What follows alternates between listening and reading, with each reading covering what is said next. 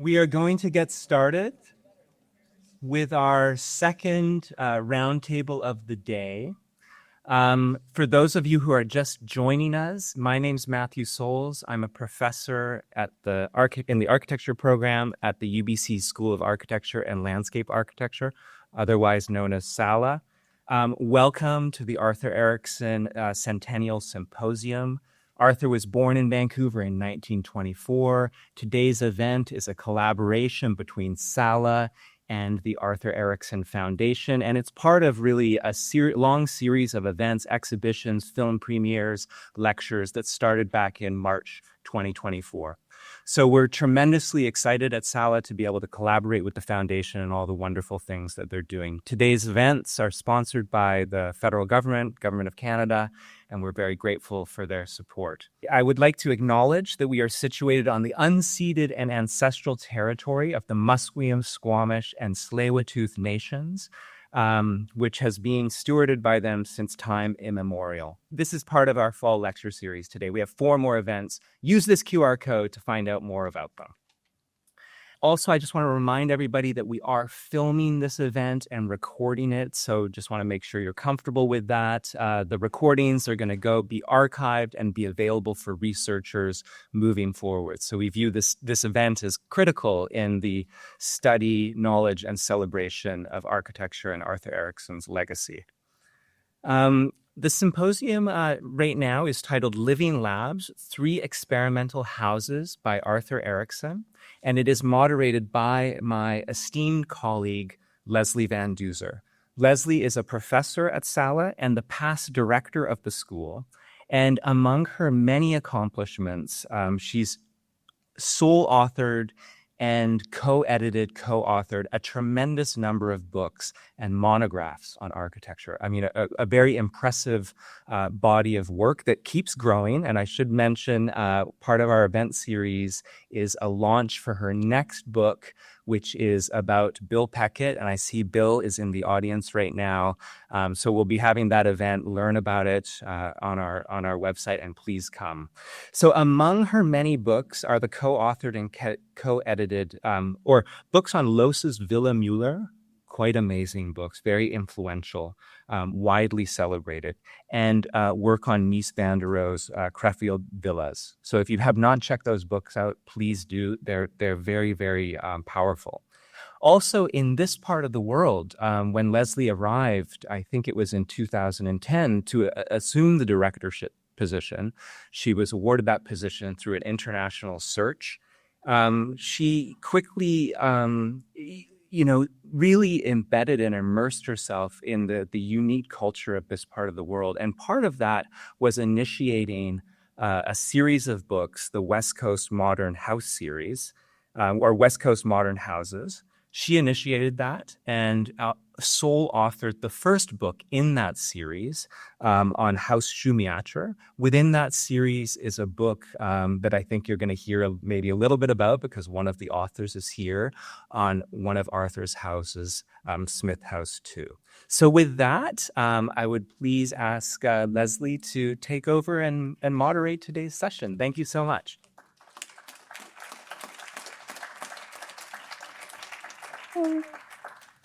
Thank you very much, Matthew. And I want to thank the staff also at SALA, thank David Kovo and the Arthur Erickson Foundation for putting together this day. I love town gown celebrations like this and relationships. So thank you for organizing this collaboration. So welcome everybody to this afternoon's panel, Living Labs, where the panelists are going to focus on 3 of Arthur's residential projects, the Philburg House, Smith House 2, and the Hilborn House. Following a brief introduction to the session, I'm going to turn things over to our panelists, and each of them are going to present for about 15 minutes before we come together for a discussion at the end. So let me start by introducing you to my 3 colleagues, and I would like to mention we have a journalist, an architect, and a historian, each of whom are going to bring a unique perspective to this session. So to start, Adele Weder has been described as an architectural writer, curator, and cultural journalist. And I want to add to that list. She's an independent scholar, vocal critic, and fierce advocate for our region's mid-century modern architectural heritage. Adele's engagement with West Coast modernism includes her 2005 master's thesis from Sala, focusing on the Binning House, and the founding of West Coast Modern League, a nonprofit society dedicated to promoting and preserving our region's modern architectural culture.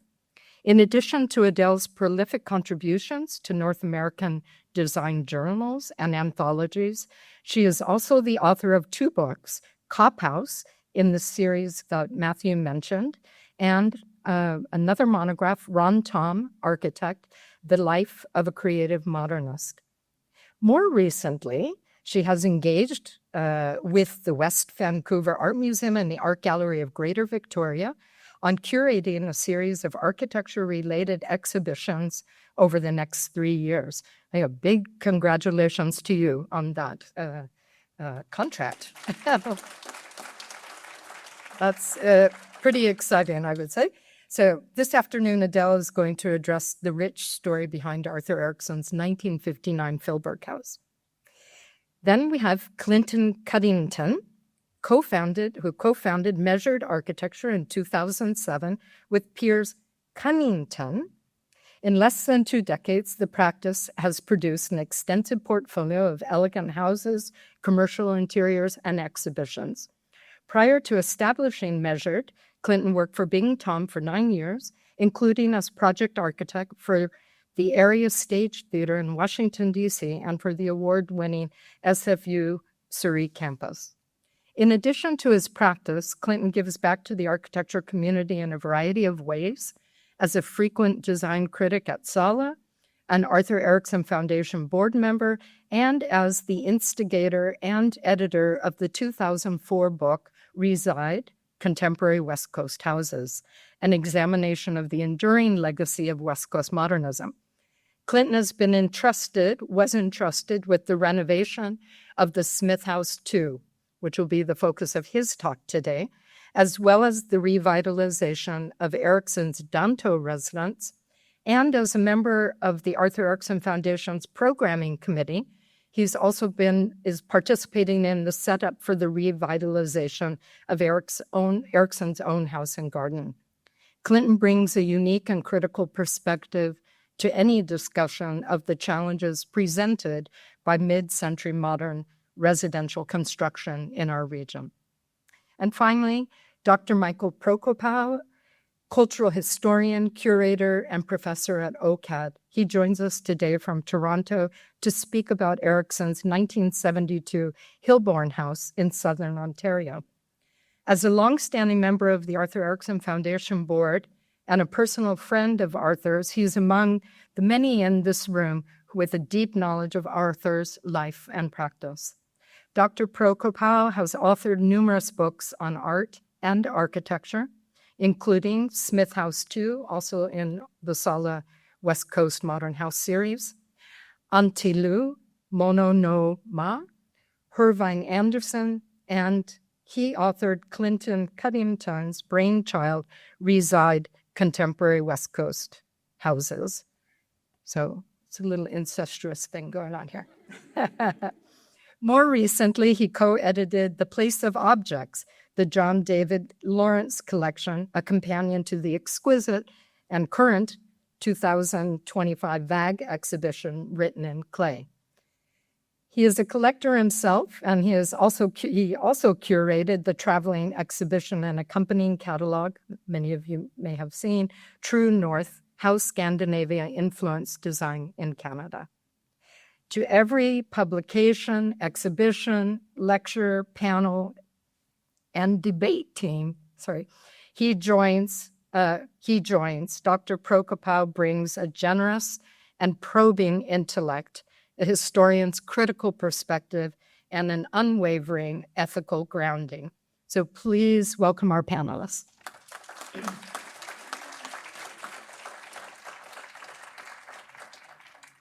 All right, so I have a little bit of imposter syndrome here because there's so many people in the room that know so much more about Arthur Erickson than I do. So I have to just start by offering a caveat that I am no expert on Arthur Erickson's work. Unfortunately, I never even had the pleasure to meet the dapper gentleman. Shortly after my arrival in Vancouver in 2010, I did, however, have the opportunity to join the Arthur Erickson Foundation board, and that offered this outsider a little peek inside. So my primary contribution to the board and, if you will, to scholarship on Arthur Erickson involved compiling lists. By collating the many existing and often conflicting lists, I tried my best to arrive at definitive lists of Arthur's projects, of his collaborators, of all the books and articles written about his work to date. Well, as it turns out, this was a surprisingly challenging undertaking, as there is a different answer to every question depending on how you ask it and who you ask. Who actually worked on the project, or who was employed in the office at the time? Does the project date start with the first client meeting or when the shovel hits the dirt? Which buildings are existing and which have been demolished? Even that question can be difficult to pin down. If a work has been substantially altered, is it still existing?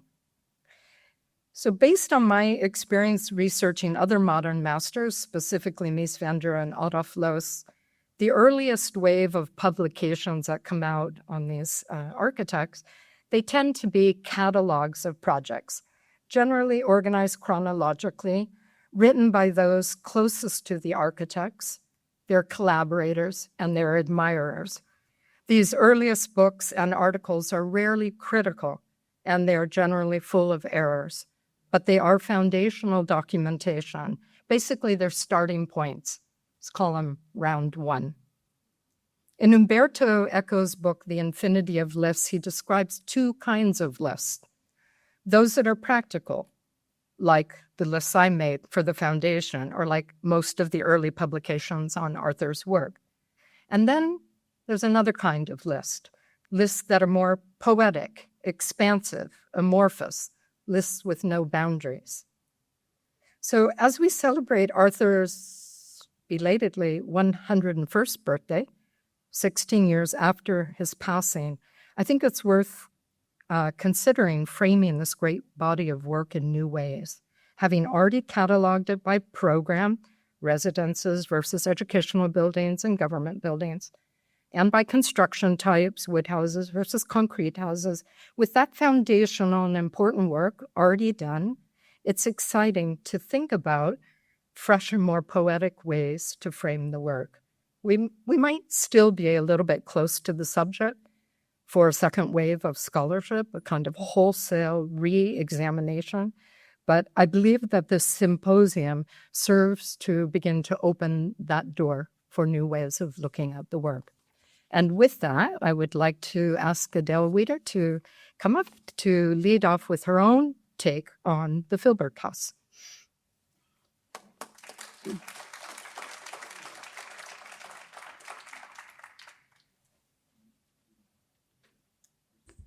Thank you, Leslie and Matthew and the entire Sala team. Before I forget, I'd also like to thank a few people who provided me with images and information, the West Vancouver Art Museum, Jeffrey and Chris Erickson, and most especially I'd like to give a shout out to Rob Gilbert at the wonderful Canadian Architectural Archives in Calgary, which is a national and underrated, under the radar institution. So I will be talking about the Filbert House, of course, and it's a good one to start with chronologically. It was started in late 1957 with the concept and completed in 1960. And as the first of these three houses, it's kind of like the foundation of a lot of his later ideas. He had done a few houses. The Smith House one, which Gordon Smith himself said was a disaster, and a few other houses in West Van. But the Filbert House was the first of his commissions to garner him national attention, to national renown. And it's also a crowd pleaser.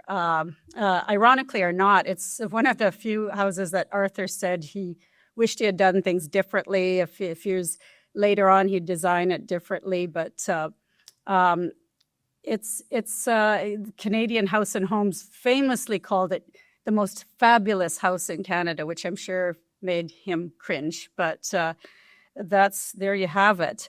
But it's really important to know, to remind, most of you already know this, just a reminder, what was going on in the years prior to his design. And there's two main direct formative influences to this house, I feel.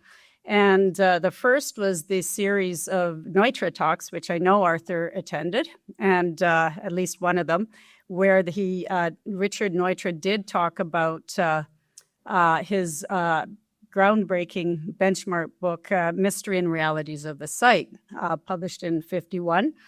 And it's hard to overstate the impact of this on the West Coast. This was obviously pre-internet. It was even pre-prolific design press, and it was prior to visits by foreign architects being a regular thing. And so Neutra, he basically made this powerful manifesto for the importance of integrating the site and considering it as part of the architecture.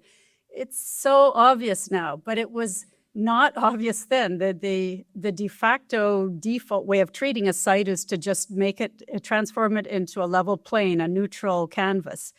And so he famously encouraged everyone, exhorted them to treat it as contiguous with the architecture and to continue it as such. So, and Arthur and Peter Oberland and Cornelia and the other West Coast pioneering modernists, they as Peter wrote in one text, we sort of intuitively were getting this, but Neutra articulated it and he synthesized it and he turned it into this compact manifesto.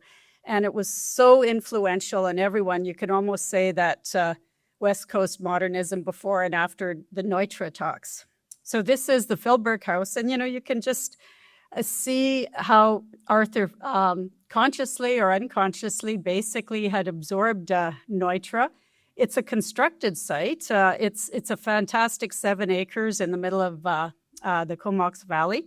And he and his client, Rob Filberg, actually, they modulated the site, which is part of Neutra's thing, to make it that the house could nestle into the site. Now, the program of the site, here are the other main influence aside from Neutra was his travels in the Middle East and Europe several years earlier. And, the Alhambra was an obvious influence. You don't have to think of it literally, but conceptually as the kind of lightness and delicacy that he saw in the Alhambra. And he'd gone through Florence, which he sort of regretted later in terms of its influence. And I'm just quoting from an interview he had done that's cited in David Stokes' biography about where he's sort of relaying indirectly the influence, the conceptual influence. Is it sort of ethereality? It's not heavy. And yet the Filberg House, you'll see, it's sort of a bifurcated house. It's got these two, it's a very horizontal house, but the first level is very solid. It's granite, and the second level is incredibly light and lofty, more like what we think of as the Alhambra, feeling you get when, having walked in both places, I had a similar sense of joy and luminosity in both of those structures. And then when we get to this pervasive luminosity, as Arthur called it, that's really key to, I should mention what the design brief is, because it's a unique design brief. It's designed to be a cultural center for visiting world leaders with a live-in apartment for the client who suffered from serious depression and alcoholism. And I'm a journalist, so I'm always nosy about people's personal lives. But in this case, the personal life is extremely pertinent to the architectural design because as part of the design brief, he explicitly tried to make it a house that would bring him joy, his client joy, and alleviate his depression through lots of light, lots of beauty. And the fact that it was a cultural center would give him a sense of purpose that he was adrift at, because he was the son of the most powerful lumber baron on the West Coast, or at least in Vancouver Island, Robert Philbrick Sr., who was a ruthless acquisitor of wealth and power. He was severely disappointed with his son's lack of interest in following in his footsteps. He was severely disappointed in his son's gay orientation and basically disowned him. And so coincidentally or not, Rob Jr.'s mother, Rob Sr.'s wife, committed suicide 2 years earlier. So there's a lot of reasons to be mentally anguished. The theme of this seminar is experimental houses. Well, Arthur's experiment was partly through, just an architect's natural penchant for trying out new materials and new ways of doing things, but is also an experiment about whether to make someone happy. And this was an intimate personal friend of Arthur's, and he himself said, "I felt like I was racing against time." And it helps to explain why, a house like this, which here's some lovely sketches. Here it looks like it could be a cultural center or a place for world leaders to gather, but when you think about it, here's the plan. It's a very straightforward plan. You can see how compact it is. There's no way that world leaders would come to the Comox Valley and gather in a 1.5 bedroom house with 1.5 bathrooms and discuss world affairs with transparent glass walls all around them. So you think, well, was that just Arthur, and his client just not? It's a loony design brief, but it was, again, he was racing against time and he was creating a sense of purpose. That, he explicitly said to his biographers that he was trying to create something that would both make him happy and also provide him with a sense of purpose that his family, his father, had denied him. So very straightforward. It's interesting in the elevations, you don't see the curvilinearity that you see in that loftiness. I'm not sure if that evolved that way as he built. But here's I chose to actually, most of the shots, I'm just going to do these vintage black and white shots because I love black and white, even though the house, the colors are amazing in the house, but the black and white gives a sort of, you sort of focus more on the architecture, I find. So I was happy to find these from the Canadian Architectural Archives. I love this little void in the kitchen cabinetry that got lost in one of the renovations, but that strikes me as very Arthur, levitating the top drawer above the base cabinets. And you can also see, again, really commonplace now, totally radical at the time, or at least very unusual to have these wraparound glazing so that the entire surroundings, the house became a panopticon to the view. Again, that was both for the idea of world leaders having a great vision and also for his client to feel maybe there's a wider world beyond his father's narrow world. And they just compositionally, of course, being Arthur, they all look like, beautiful movie stills. And the hearth, the open hearth, so that it's open so that, again, you have this sense of pervasive light. And this I just threw in, like, that's where he kind of said the Philbrick house, rather fancy. Like, everyone loves, when I say everyone, I think that it's one of the few Erickson houses that everyone, even, the rest of the world, outside of this room loves. Ordinary, I don't want to say ordinary people as though you're abnormal, but you know what I mean. Non-architects love it. They find it very beautiful and that it speaks to them. The same way we all love Florence, and including non-architects. But, it'll be interesting to see the next two houses where he does reduce it. He does adopt a much higher level of clarity to his house. And here is a picture of Arthur in the house shortly after its completion.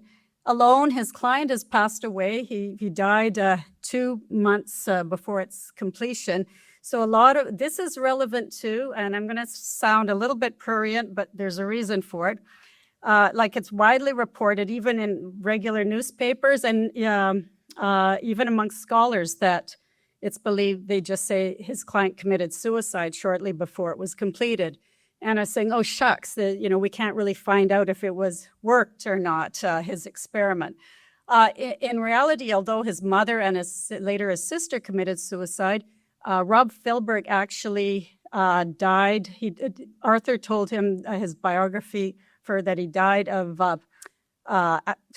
semi-accidentally after a bout of drinking of alcohol-related asphyxiation.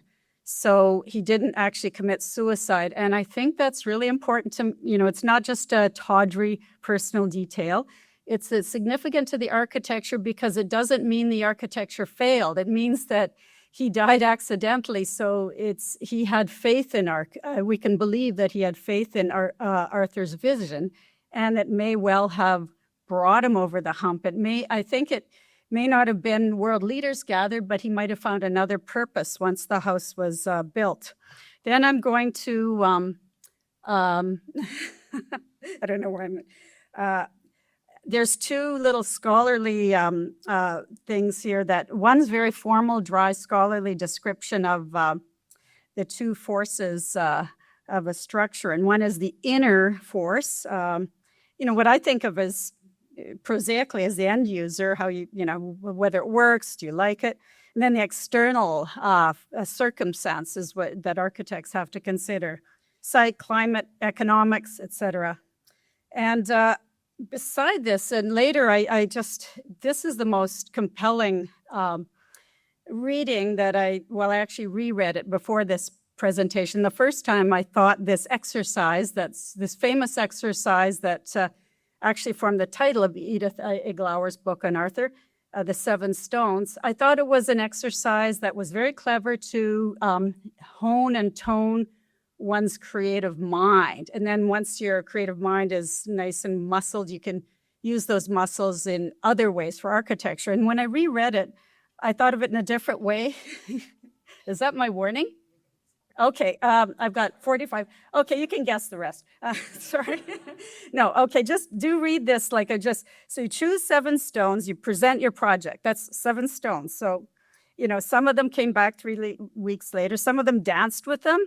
Some glued them to cardboard. And this is the killer, one got 7 beautiful stones, presented them in a velvet box, and he clanked them together for everyone to hear. So it was a performance.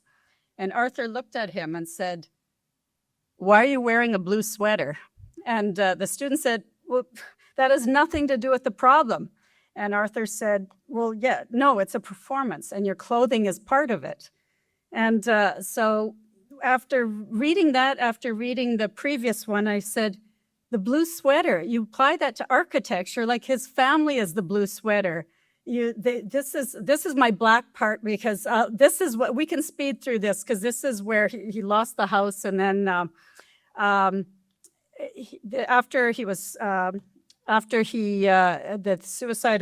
death of his client, the house was sold, went through a change of ownerships. It finally got beautifully restored after a bad stucco-covered alteration, and right now it's sold by Remax. Chris Erickson has proposed an addition, but the house is actually in civic forfeiture right now because for tax evasion and various other mushroom growing activities. And it's on Airbnb. You can rent it, $9,500 a month, 3-month minimum. If we all went together, I think we could do it. So the Airbnb shots I actually like a lot because they're very straightforward. There's no filters, no editing, but yeah, there's lots of room, sleeping bags. And it's, I don't think Arthur would be too crazy about this bed. So very lonely shot at there's 2 chairs empty, just think that should be Arthur and Rob sitting there. But there you go.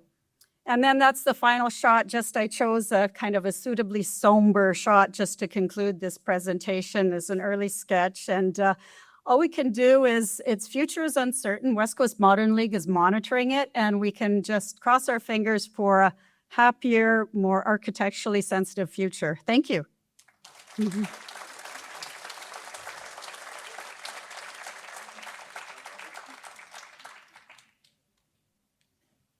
Okay, I have to apologize to all the researchers in advance because this will not be scholarly. I'm glad I'm in the middle between the two, but I come to the work in a different way. And I'll just attempt to talk through the experience we had working on the Smith 2 house, because I think it's important to understand that that ultimately the way in which we think about the work, the legacy, the preservation of Arthur's work, is interconnected not only to the critical footholds that and concept that Arthur brought to the table, but also what are the impacts of the users moving forward in order to protect the building. And it's exciting when one can unearth a series of quotes that reinforce and entrench the notion that that Arthur felt strongly that the user was the critical informant to the way in which the building was to unfold. Maybe I'll go back here for a second, or just quickly. You'll not get what the level of history in regards to the project on purpose, and I'll explain that moving forward. But effectively, a 1,600 square foot building, West Vancouver, constructed 63 to 66. $35,000, reported to be pretty much in on budget because Marion would not allow it to be over budget, as I've learned. So just to contextualize the piece, Arthur met Gordon and Marion in 1940 and made their first house in 53, the Smith 1 house, Erickson, Massey. Important. That is a house that effectively, I'm not here to talk about today, but as I understand it, is a house that had an Erickson rigor to it that we won't see moving forward in the Smith 2 house. Arthur traveled through Japan in 61 on a Canada Council grant. 63, receives a commission for SFU.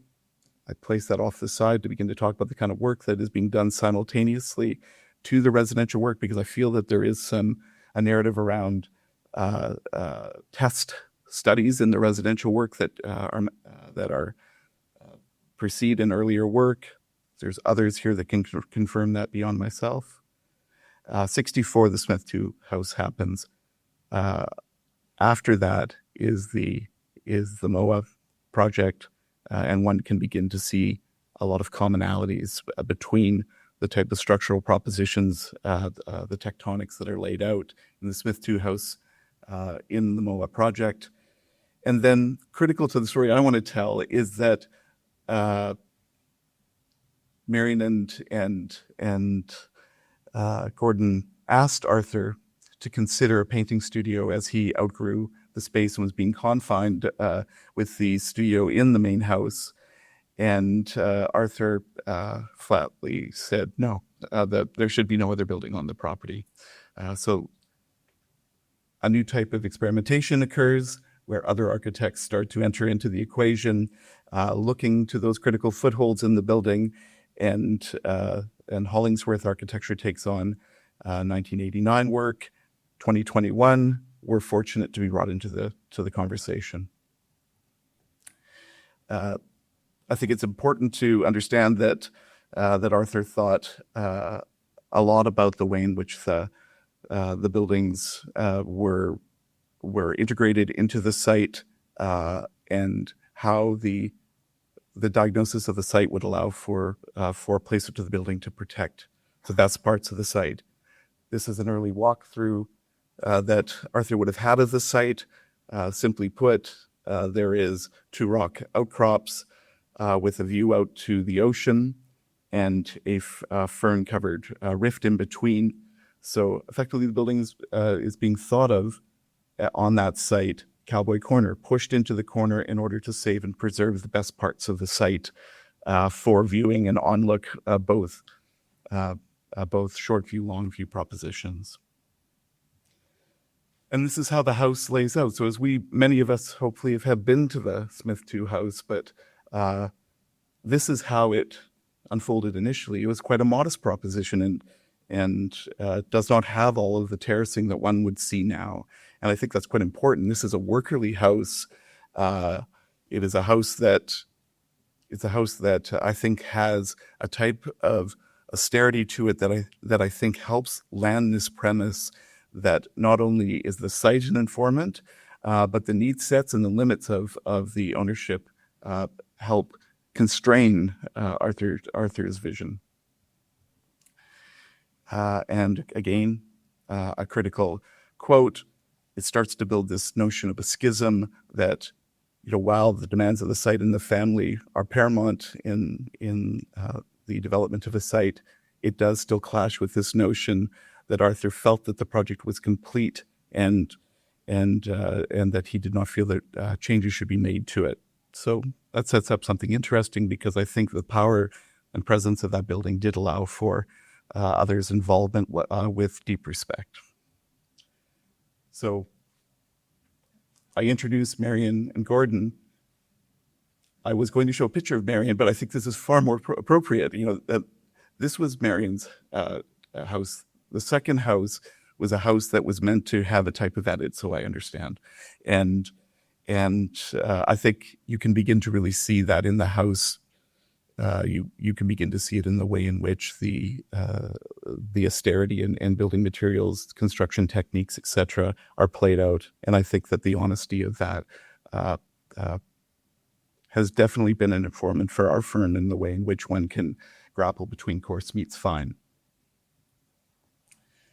Some of the critical things in the design that are of importance, if you look at the earlier work of the Baldwin House in '63, you begin to see a narrow column proposition placed on a thickened post condition. And I think that my read in regards to this, because I don't do a deep dive into this, I'm simply trying to understand it, understand this enough to move forward with the work as an architect, is that there was a goal to try and begin to bring the post and beam into a unification in order to allow for it to recede and become a backdrop for the inhabitants and the work of two critical makers, a weaver and a painter.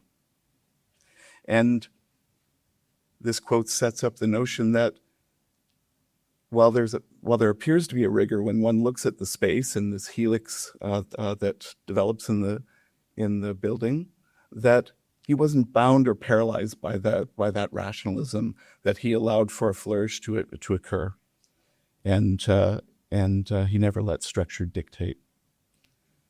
So here's an example in the dining room that, in order to complete the need to create a space that's containing, maintains a certain type of massing, he introduced faux beams in the house as well. Nerve-wracking, as I'll allude to further, because sometimes you don't know what structure and what isn't when you're in a remediation strategy, as we've learned. There is conversation that Arthur alluded to, that he, and I think it's this tea house in Kyoto, where he was incensed by it because it had 3 different landing points of a column.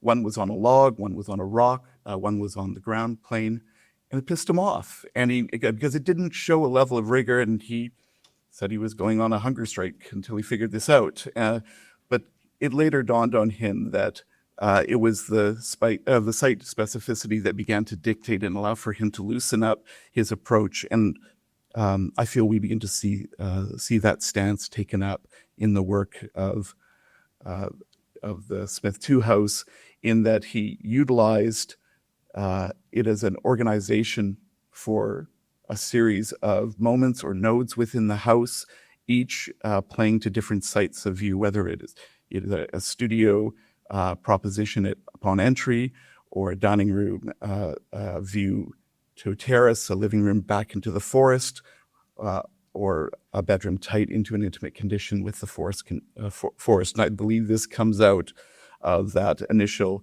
fury in Kyoto about why would an architect break from rigor? So this is sort of where we begin to enter the picture. That think about the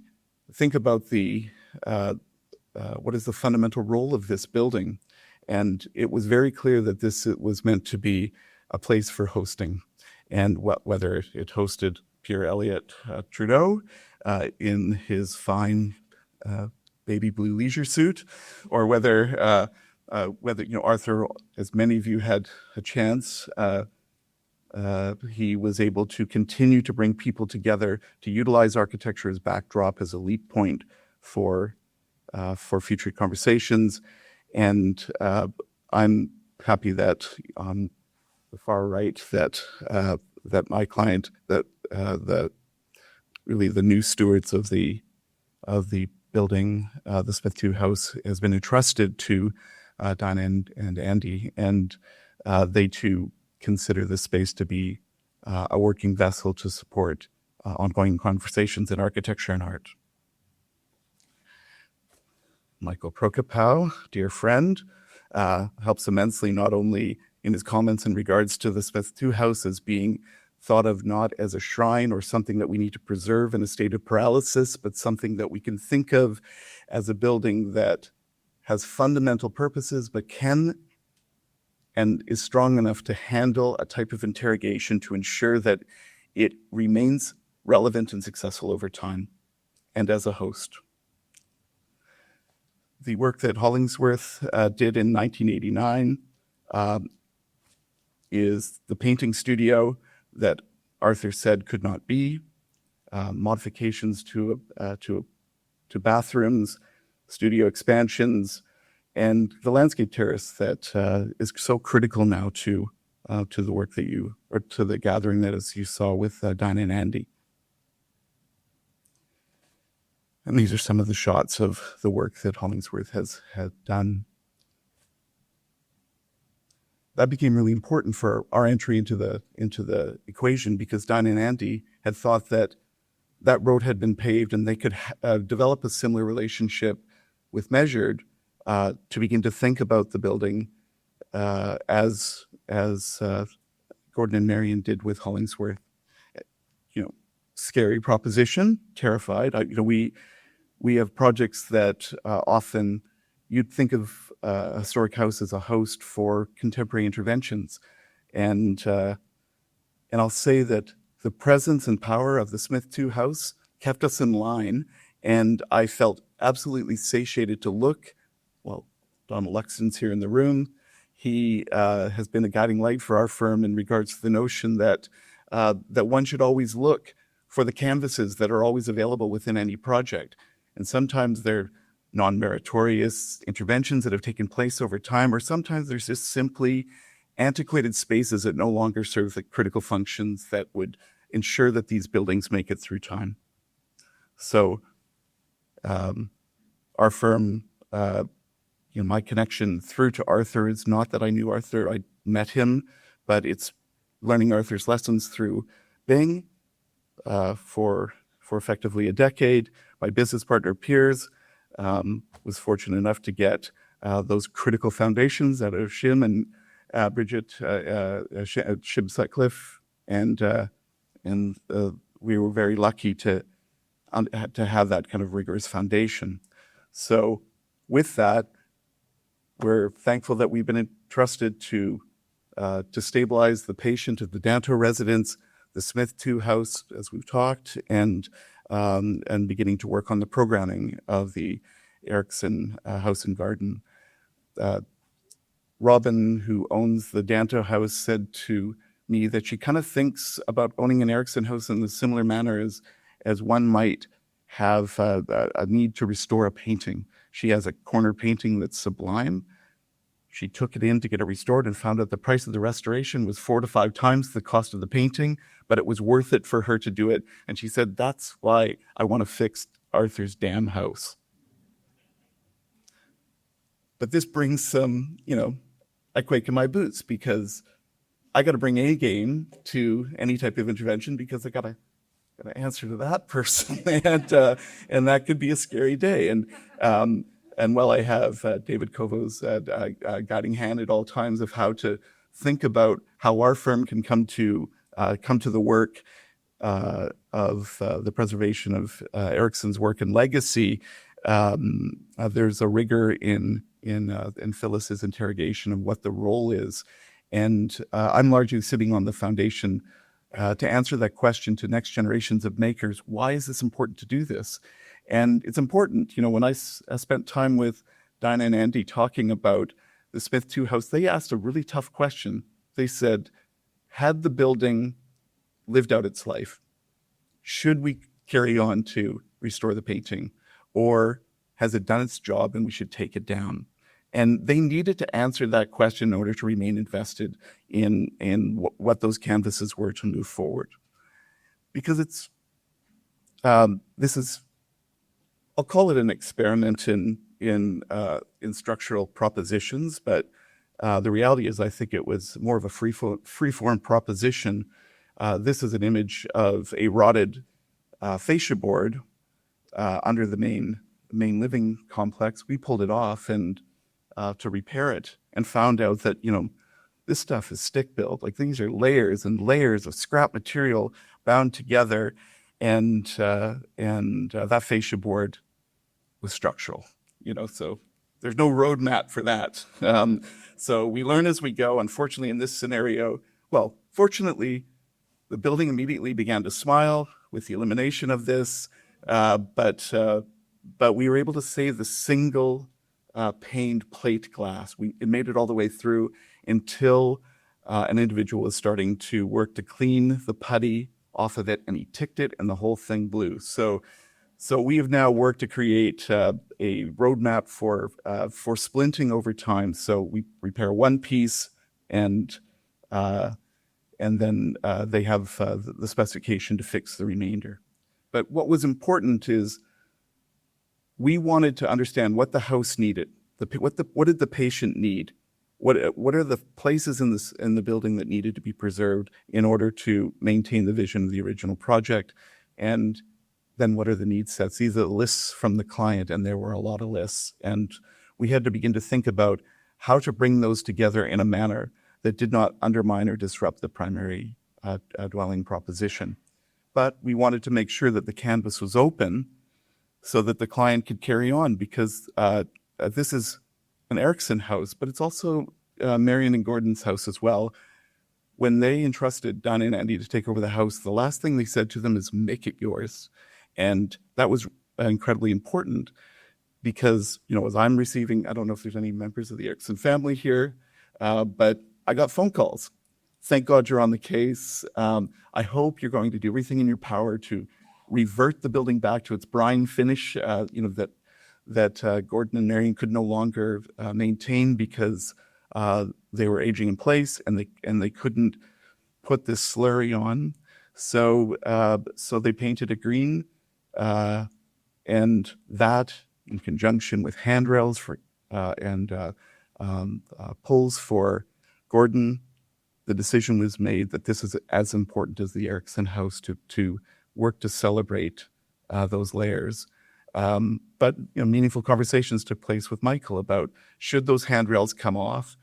What we landed on is that the critical long views needed to be preserved, but that the voice of Marion and Gordon should remain, and then the canvas should be opened up to the next generation.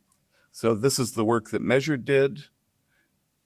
Here's the original Massey Erickson kitchen of '64, the Hollingsworth kitchen that was deemed to be antiquated, and then a goal to bring forward a contemporary proposition that might utilize some of the materials that Arthur would embrace if he had them available, as an example, a Vancouver Island marble, but working sensitively to look to the cues of the original building. But the client wanted to talk about what are the colors, so these were some of the studies in different colors to the building. But ultimately, we landed on this in order to bring the coloration of the outside in. And to align with Michael's wishes and goals of the house, to ensure that the island that you see in the long view axis is on wheels and can get the hell out of there, in order to allow for flexibility of use, but allow for the house to revert back. We filled in there's an artist in residency program, so this was a filling in of the utility sink for the studio, and the creation of a bathroom, so that the house could continue to operate as a place for artist in resident.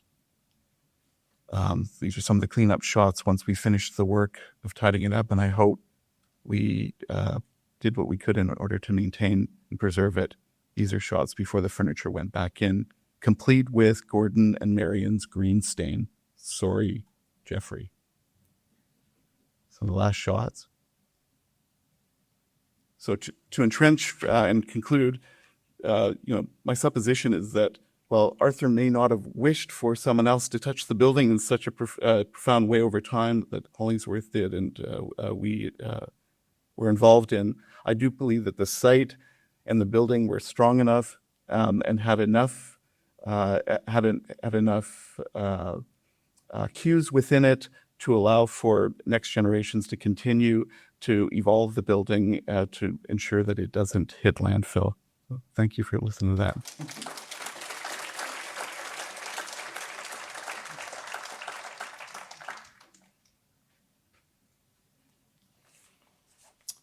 Hello, everyone. Nice to be here. Such a privilege to talk about the work of Mr. Erickson. And I want to thank my colleagues for giving me new things to ponder as I'm going to give my talk about the Hilborn House. So I decided a lecture always needs a title, and the more words in a title means the less words I have to offer to you. So in fact, this is the talk in the title, and the rest will be filler. Poetic License and Critical Regionalisms, Arthur Erickson's 1974 Hilborn House, as a negotiation of aesthetic experience and domestic precedents to the topography and settler culture of Southern Ontario. There's a lot in that title, but there's a lot in the Hilborn House. It's the only masonry house built in Ontario, in fact, by Arthur Erickson. In fact, it's the only house that Mr. Erickson built in that part of the country. And in talking to him, which I did extensively about the house, it was very clear that when he was given the commission, which came about in one of those interesting conversations that takes place on a phone call about an experience. The Hilborns had been to Expo. They had seen Mr. Erickson and Mr. Massey's pavilion. They liked the work in wood. They said, we'd like you to build us a house on a piece of land, a small piece of land on the Grand River, which, if you know Southern Ontario, it's in the town of Preston, which is close to the now consolidated town and municipality of Cambridge. It's about 50 miles from Toronto. The Grand River, Indigenous land, no longer inhabited by Indigenous people. Mr. Erickson, and this is germane, was aware of the deep Indigenous history of the place and the subsequent settler histories of this part of Southern Ontario. The introduction of agriculture, the clearing of land, the introduction of railways and other types of technologies. The Hilborns had heard that Mr. Erickson was at Toronto International Airport, and they rushed out to see him. And in that conversation, there was the proverbial but actual sketch on a napkin in an airport restaurant, and the decision to move forward with the house was made. The thing about the Hilborn House is, as I would argue, and I should parenthetically say, the thing about architectural criticism is twofold. There are the archival documents that allow scholars, as we have seen in today's really superb presentations, to go deep into the materials that are generated in the context of creativity, construction, and all. But that's only part of the story. Any type of record source is as much about what we can read as about what we don't have access, the interstices and the missing pieces. And there is a temptation, I think, in light of Mr. Erickson's deep place in so many people's hearts and in the national conversation about architecture, to turn the absence of actual information into a type of quasi-hagiography. There's no doubt that Mr. Erickson is beloved, and no doubt that his reputation in this country and beyond is special. But for the architectural critic, there is that tension between wanting to get an interpretation at least plausible, if not absolutely right, while at the same time honoring a type of legacy. And so I can say off the record, Mr. Erickson and I talked often about the Hilborn House because he thought it was a misunderstood and understudied and very special exercise in his design thinking. And I will tell you why. So the image on the top is the sketch made on a napkin or a piece of paper. And I would argue in looking at it simply as a diagram of what might be, we see a number of precedents, cultural and actual, in terms of his creative and critical design process. The image directly below is a historic photograph of the house at the time of its completion, about 2 years after. And you'll see that, in fact, he covered the roofs with vegetation. There are barrel-vaulted glass elements over what was a sauna, sort of an indoor-outdoor sunroom, and a pool.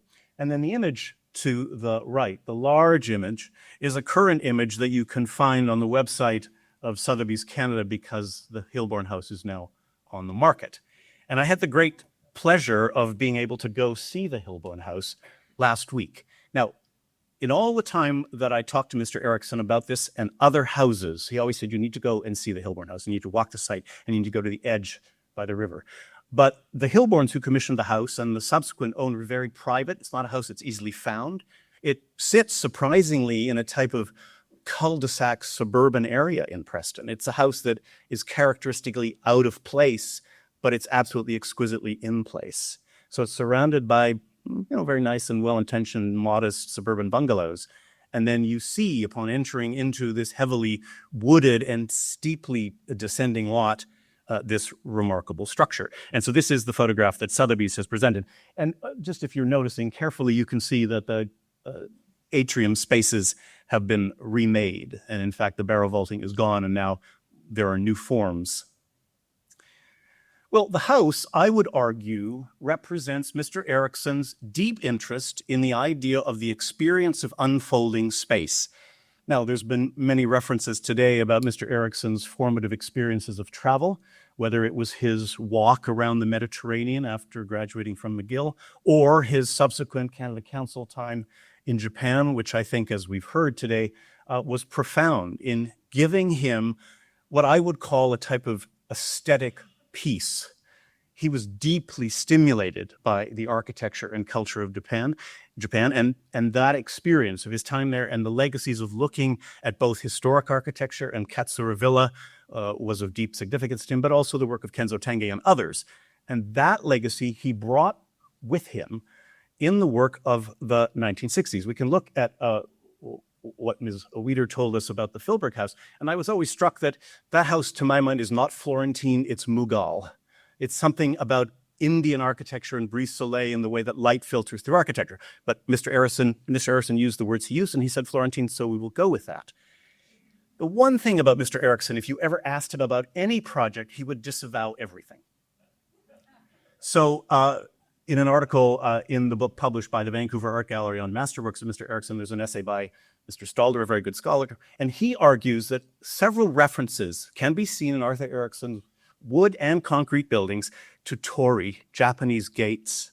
And I remember once at dinner, Mr. Erickson said, categorically not. I don't reference architecture in such obvious ways. I'd be like, all right, and maybe it's in latent ways. And given what Mr. Cuddington showed us about Mr. Erickson's comment about the superconscious, the idea of what's embedded in the back of one's mind, it might be arguable that his creative process, and he was decidedly a genius, and we have to remember, he started off at a precocious young age as a painter and a sculptor. At age 15, he had a show of his work at the Vancouver Art Gallery. Lauren Harris said, you can be a sculptor and you need to make three-dimensional objects. But his mother, formative influence, said painting was his thing. Then we know the Frank Lloyd Wright story, and then he becomes a maker of buildings that are never not at once remarkable exercises in sculpture and also places for habitation. The idea that we occupy buildings, and in doing so, we make them part of us, and they offer themselves to us for us to be. Well, the Hilborn House, I would argue, takes the precedence of Japan in certain ways, and the precedence of his profound work in this part of the world. We think about the Baldwin House, which has been talked about. We think lamentably about the Graham House, one of the great works of Mr. Erickson that went to the wrecking ball because of the inadequate and problematic jurisdictional avoidances, the idea that money and land is worth more than culture and heritage. So if we look at this house, it was featured in Architectural Record. And if you look down, you can see it's identified on a bold house in Eastern Canada by Arthur Erickson. And here is a photograph by the very distinguished architectural photographer who worked with Mr. Erickson, who you will probably see in a minute. Sort of, okay, it's slightly out of view. The Architectural Record article is useful, I think, for our purposes of figuring out the house. It said, this house by one of Canada's most distinguished architects is, in his words, quote, a series of terraces contained between vertical brick panels. Pretty apt description. These panels are the strongest element in the concept and determine both the form and spaces, reflecting and reinforcing the qualities of an unusually open site along a river in Ontario. Now, I think Simon Scott, who did these photographs, did a really remarkable job in capturing what Mr. Erickson was seeking to do. As I say, if you go to the site, it does descend rather quickly. There are a number of suburban houses on either side. One very close by happened to be owned by the parents of Mr. Hilborn. And then there was a house to the other side of the lot, which the Hilborns took down in acquiring the lot. But the family owned much of the riverfront of what was Anishinaabe original territory. Well, A Bold House in Eastern Canada by Arthur Erickson, back to the title. And it is bold in the sense that Mr. Erickson was interested in making sure that his client's desire for a house that would be at once private, but in the majority public. It was a place of parties, a place of celebration, a place of family gatherings, a place of business. And he created a house that is striking in the sense that there are a number of public rooms, and I'll show you them in plan. But he also melded interesting types of activities. The living room goes directly into a remarkable pool, and you can see that in the far image to the right. If you go to the house today, and I think Mr. Cuddington makes very clear that houses do evolve. There's that remarkable book, How Buildings Learn, and we can think about the changes that can take place over the life course of a building in the service of life and in the service of preservation. And I think the Hilborn House is one of those places that I would say off the record in the contemporary has suffered. It's been a house gilding the lily. If you look at the Smith House materially, Mr. Erickson was very much interested in raw-cut cedar, and many of the interior members have this remarkable structural members have this very remarkable physical surface. He used the same type of cedar in the building this house. Cedar slats in the roof, yellow brick, locally made in Ontario for the floor, and this idea of these vistas, and it's the vistas about which I want to talk. So this is a house that descends down this cliff. The distance between the front edge of the house, or the river-fronting edge of the house, and the cliff, 10 feet. There are no guardrails, there's just foliage, and you have to be very mindful. If you go to the edge, you can very easily tumble down. The image on the right shows the house stepping down what Mr. Erickson called benchland, the idea of a topography that changes rather rapidly in small sort of terraced areas. The original plan for the house was in many ways referencing, as I say, the Graham House and anticipating, although I don't talk about it very much here, or I won't be talking about it, the first epic house, the idea of a complex site where there is this sort of staring down, stepping down on houses.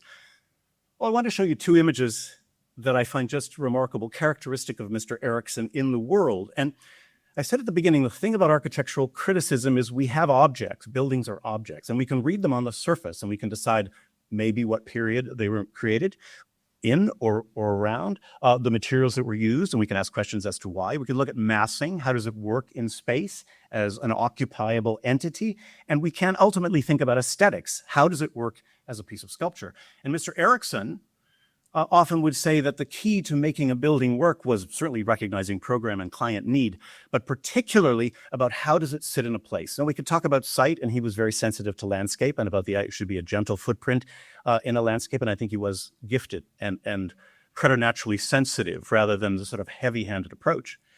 But I think there's something else about Mr. Erickson that if we go back to the idea of the superconscious mind, he was a profoundly poetic intellectual sponge, and he gathered things all the time, and they carried with him. Well, I want to go to Katsura Villa. If you ever had the opportunity to hear Mr. Erickson talk about Katsura, he would say it was a profound experience. And one of the things that he thought was most striking about it, and it is an imperial villa in Kyoto, as I know you all know, and it has several places, or in terms of its orientation, it's as much about lunar experience as sunshine. It's as much about rain and water as it is about trees. But he said the most important thing about it is the idea of landscapes within a domestic setting that open up. Add to that Mr. Erickson's interest in the topography of where he was raised in settler Vancouver on Indigenous land of profound natural beauty. Mr. Erickson was always interested in the idea of looking at horizon lines, islands in oceans, and you would see different colorations, lines that would sort of descend in. And I think Katsura gives us some clue to what he tried to do in the Hilborn house. The idea of doors opening up and what we see beyond. Now, in designing the Hilborn house, he understood he needed to make terraces. He wanted to make what he called tubes, structural tubes, namely the interior spaces between those walls that look like shear walls. And the house reads both horizontally in terms of these very strong lines of masonry that move up a hill. But once you're inside the space, the orientation is not out to the river. There are vistas, but they're sort of crowded by trees, so you don't really see the river. But when you're in the house and you look to the left or to the right, you get other vistas. So here's Katsura, just to give you a sense. It's a peaked roof building, but just keep it in mind as a type of exercise in planning. Here is the lamented Graham House. Again, one of the great tragedies, I think, in this part of the world. But we can see, again, an exercise in which a steep lot invites the architect to create a series of pavilions that are linked. And the visual orientation of the house, of course, is out to the ocean, hence its destruction, valuable piece of land. But in fact, as he would tell us, he was interested in the interior experience, sort of phenomenological reality of being in a house where the view that might seem to be the one that should beckon is the one you resist. And you look to other ones that might be less expected, that might be quieter and softer. The Smith House, a similar type of idea in what I call a type of creation of horizontal volumes. Well, if we go back to the idea of criticism and what are the inspirations that an architect might have? As I say, Mr. Erickson would always be one who would say, absolutely not, absolutely not, absolutely not. But he did say one night, having dinner with Rob Feeney, just to put a little bit of Vancouver experience in the mix, I said, so when you were doing this project, he said, well, I drove around a lot. I just wanted to look at Southern Ontario. And this is the remains of a railway bridge. It's very close to the house. And now I'm not arguing that this is a direct correspondence, but Mr. Erickson called the house a ruin, and it was known as a fortress and a rampart. And these were words used at the time of its creation. Another drawing, we see sort of what he does. He put green roofs on all of the structures, this cascading arrangement. Another image of the bridge. I'm not saying that he was inspired by a derelict rain bridge in creating a house of masonry walls, but it doesn't mean he wasn't. And I think the thing about architectural criticism in light of his rather, step back approach to things is I think there's benefit in informed speculation. The house today has mahogany interiors. It's been, as I say, rather sort of embellished in ways that I think Mr. Erickson would find dismaying. In the basement, there are extant cedar doors akin to those that we find in the Smith House, the floor brick, and the ceiling panel. And then I just want to think about this young person who started off as a preternatural genius who was interested in the world of experience and aesthetics, who then became, the movie star architect of Vancouver, who then became the distinguished person that we celebrate and acknowledge today, and who always would want to be challenged. He may not have wanted to reveal his secrets, but he always was up for a very good conversation about creativity and practice. Thank you very much. And anyone's interested, $4 million, and it's available as we speak. Much cheaper to rent a Kilburn house. Absolutely. Absolutely. So thank you all very much for your presentations. I'm just going to start by saying, I'm thinking about where the scholarship on Arthur Erickson can go. That's my concern. We talked this morning about Dave, I believe it's your own PhD student, David, who's doing oral histories now. Not yours, okay, but at McGill.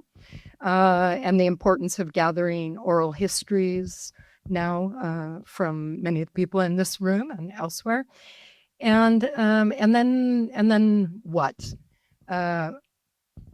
You all talked on, Adele, you focused very much on the client and the history of that client's life and how it related to the commission. Clinton, your talk was a little broader, but also focused on sort of the afterlife of the building, and Michael very much about the space and the landscape and the relationship of the building to the site. And in what I'm hoping for are more very deep monographs on individual buildings, because we have now a lot of books that kind of survey and are descriptive. And in my own experience doing monographs on single buildings, it requires understanding all of these things, understanding the siding of the building, the construction of the building, the attitude toward the construction. The client's life is no small thing. It's actually extremely important for understanding how decisions were made in a building. So I'm personally kind of hoping that that might be the next wave. And it's something that younger scholars can do quite easily, take on a single building and write a book about that building. And that can start a kind of wave of deep scholarship and criticism. I think that's also very important, is to move beyond just descriptions, to become more critical of the work, and that may need some more distance. So I want to just throw that out there to you all and see if you have any thoughts about that, about the next, where you think the next wave of scholarship on Erickson's work might go. You have any thoughts about that? I'm probably the least scholarly of you three, but speaking as somebody on the other side of practice, looking at practice, I find that one impediment to serious scholarship and coverage in writings about architecture is the reluctance of the design press and the architectural community to accept honest criticism, stark criticism. Architects come up to me all the time and say, we need you to be more critical. Come on, we need more criticism in newspapers and magazines, as long as it's not about them, because when it is, there's just the editors and the writers never hear the end of it. And I would imagine, but in academia, you probably have a better idea, that my feeling is that there's this, you use the term hagiography, Michael, that you can't touch Arthur. I think that obviously he's a brilliant architect, but a couple of his buildings have serious programmatic challenges. I mean, UBC Robson Square's never worked as intended. There's other buildings where I think it's fair comment to say that they're aesthetically challenged. And you can't even when it's subjective, you cannot say that. And it's verboten. And I think that's an impediment to real, honest scholarship. Okay. My thought is, architects are always looking for their brief. So from my the things that I'm most concerned about are how to allow for these buildings to continue to work. And therefore we need the footholds necessary in order to understand what's important about them. And that's not only so that an architect has a roadmap to make a determination about how to alter them, as they will. Stewardship brings with it a need to continue to protect these buildings, repair these buildings. Brian should be up here talking about what the footprint of a repair on an Erickson building is, watching over the house and garden. But these buildings are gifts, and they are curses simultaneously. And I am always looking for what can allow for the building to move forward and move out of a state of paralysis so that we can touch them, and change the definition of protection to prevent them from becoming shrines. I think that if buildings move to that state of protection, then we start moving into a conversation about curation, which ones make it, which ones don't, rather than just saying that they're all going to be there, they will be lost. And so I'm looking for the brief as an architect to move forward, to reinvigorate certain aspects, but I'm also looking for that scholarly brief in order to convince a client that it is important. I don't know if Bo and Kim Halliwell are here, but I had a client come to me and they said, we bought a piece of property, we love the property, we hate the house. And it was a Bo and Kim house. And I could have walked away from that because I deeply respect what they do. But I realized that I probably, if I don't say yes, someone else will do it poorly. That was kind of the line I had taken. Not that I'm the be all end all, it's just that I cared about it and I could work with the client to try and build out that story. Well, when Bo and Kim found out that I was working on the Smith 2 house, they raced to that house to make sure that I hadn't done to it what I had done to their house. So it was a bad, and they were relieved that I hadn't screwed it up like I screwed their place up. But it does reinforce the fact that scholarship roadmaps in regards to these buildings are fundamental to breathe life into the next generation and ensure these buildings carry on. And it's of great importance. I think a central question to what Professor Van Duzer is asking is, what are the agendas of architectural history and architectural criticism? And if we add to that the question about Mr. Erickson's contributions to a field in the context of a nation, in the context of regions, then the scholarly mandate is to come up with a set of questions that can be answered through a careful interrogation of his practice, evidence and preserved in the 3 repositories of his archives. I mean, I do think, and I thank you, Ms. Weder, for saying that I did use the word hagiography, and I do, and I violated my own rule about allowing the personal to enter into what I see to be the obligations of scholarship and the criticality around looking at material. But the thing about Mr. Erickson is he was the most compelling person, and when he did tell you stories, you had to listen because you knew that they had meaning and they had value. And so forgive me for violating my principle, but I hope the Rob Feeney Lumiere story was enjoyable. I think if we think about Canadian architectural history, it's a bigger question. I mean, we live in a country that is profoundly wealthy, grappling with issues of decolonization and change. And I would say that architectural history in our country is woefully underrepresented. We have very distinguished scholars, Professor Liz Combe, others at McGill, and all who are writing. But the question about Canadian insecurity, I think, is always the quest for some type of national agenda, as opposed to situating the brilliant work of practitioners who happen to be Canadian or working in Canada into what Mr. Erickson always wanted to be, a global context about the obligations of architecture as a humane undertaking. And if we think then about what I think is the woeful understudying of Canadian architecture, Mr. Erickson is but a piece in a much larger puzzle and set of questions. I have to confess that 15 years ago, when I arrived in Canada, I had been in academia for 20 years. Before that, I had never heard of Arthur Erickson. I'm an American and now proudly a Canadian. But I say that because I think, just to build on what you're saying, Michael, that not only is sort of Canadian architecture and Arthur's role in that sort of publicized, let's say, or underpublished, I think his position in an international, framing his work in a more international sense, not only focusing on the projects that he did abroad, but comparing his works to others internationally, just putting him in a larger field of scholarship, I think would be very beneficial for extending his legacy. Absolutely.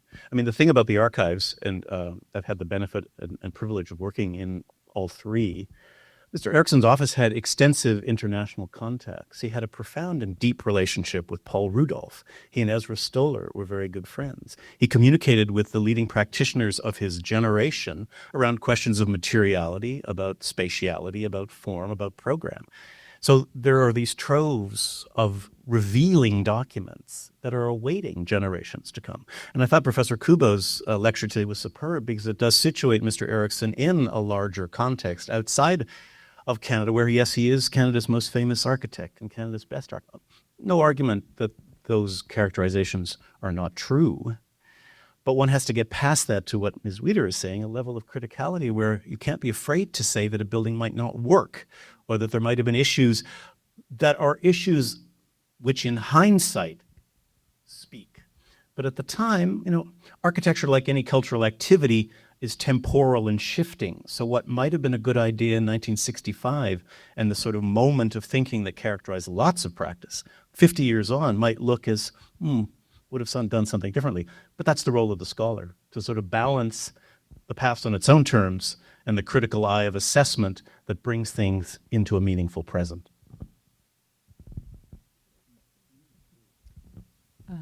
I agree with you, Michael, there, but on the other side too, internally, domestically, I think it's a tragedy that there isn't more historical analysis about his entire peer group and the architects before and after it, on the theory that a rising tide lifts all shifts. I think that he would be, his position would benefit if we continued to add more scholarship to, everyone that came before and after and during him. One of the great tragedies of recent years, in my opinion, is the demise of the architecture department at the Canada Council for the Arts, the annihilation of the architecture officer position, of architectural juries, and anyone who knows anything about architecture, the entire council, and the marginalization of it. A field, I've been involved with people, Graham Livesey and Elsa Lam, who have written letters of concern and protest that have gotten nowhere. If anyone wants to take up the fight, it's an important one. Scholarship was gaining serious ground under Brigitte Desrochers, Yes. and it just, all her efforts that were just making so much headway just went when that got annihilated. Important point. Thank you for reminding us of that.